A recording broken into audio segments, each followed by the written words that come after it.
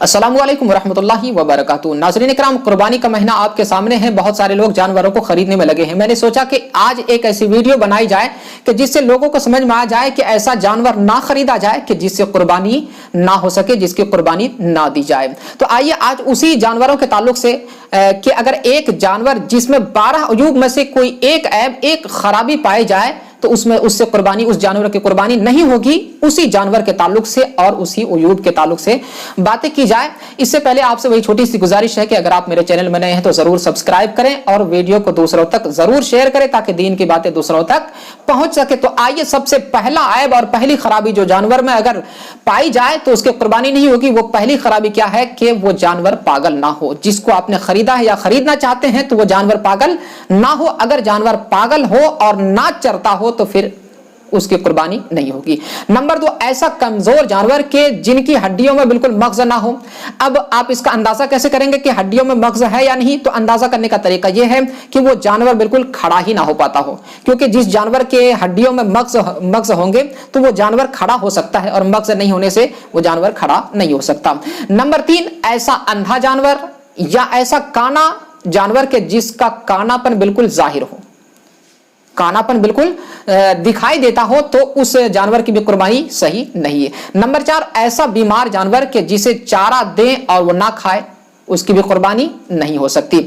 Number 5, ऐसा लंगड़ा जो अपने पांव से चलकर कुर्बान गाह तक ना जा सके।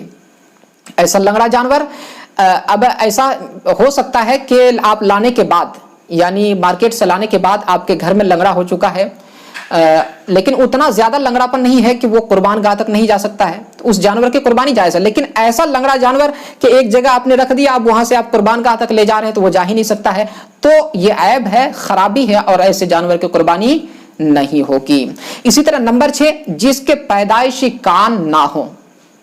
ऐसा जानवर जिसके पैदाइशी कान ना हो या एक कान हो और एक कान ना हो, ऐसे जानवर की भी कुर्बानी जायज नहीं है। या दोनों ही कान है लेकिन हाल यह है कि कान का तिहाई हिस्सा जो है कटा हुआ है, यानी ज्यादा हिस्सा, मान लीजिए बिल्कुल समझाने के लिए कह रहा हूं कि थोड़ा सा हिस्सा है और ज्यादा हिस्सा जो है कटा हुआ है कान का, तो फिर उस जानवर की कुर्बानी नहीं हो सकती। नंबर 7, वहशी या जंगली जानवर, उसकी भी कुर्बानी नहीं हो सकती।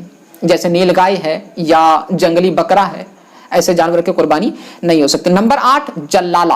आप देखते होंगे शहरों में ज्यादातर ये देखा जाता है कि कुछ जानवर, गाय भैंस ऐसे हैं जो रास्ते में चलते फिरते हैं और खासकर वो जो सड़कों में गंदगी पड़ी रहती है, गलीज चीजें पड़ी रहती है, उन्हीं चीजों को जानवर खा करके अपना गुजर बसर करता है। ऐसे जानवर की कुर्बानी जायज नहीं है जो जल्लाला यानी गलीज खाता हो।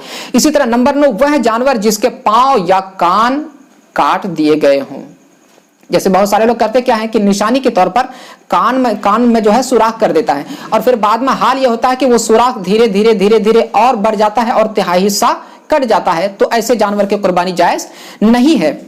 इसी तरह नंबर 10, वो जानवर जो ना मुजक्कर हो ना मुअन्नस हो, ना स्त्री हो ना पुरुष हो, ना, यानी वो जानवर जो मतलब आमतौर पर मुखन्नस कहा जाता है, ऐसे जानवर की कुर्बानी जायज नहीं है। इसी नंबर 11, ऐसा जानवर कि जिनके दांत ना हो या इतने ज्यादा बूढ़े हो गए हो कि दांत बिल्कुल झड़ चुके हो, या दांत तो हो लेकिन वो चारा बिल्कुल खा ही नहीं पाते हो, इतना बूढ़ा जानवर अगर हो तो उसकी कुर्बानी नहीं हो सकती है। इसी तरह किसी गाय का 2 थन कटा हुआ और 2 बाकी हो तो उसकी भी कुर्बानी नहीं हो सकती है। या ऐसी बकरी के जिसका 1 थन कटा हुआ हो, उसकी भी कुर्बानी नहीं हो सकती है।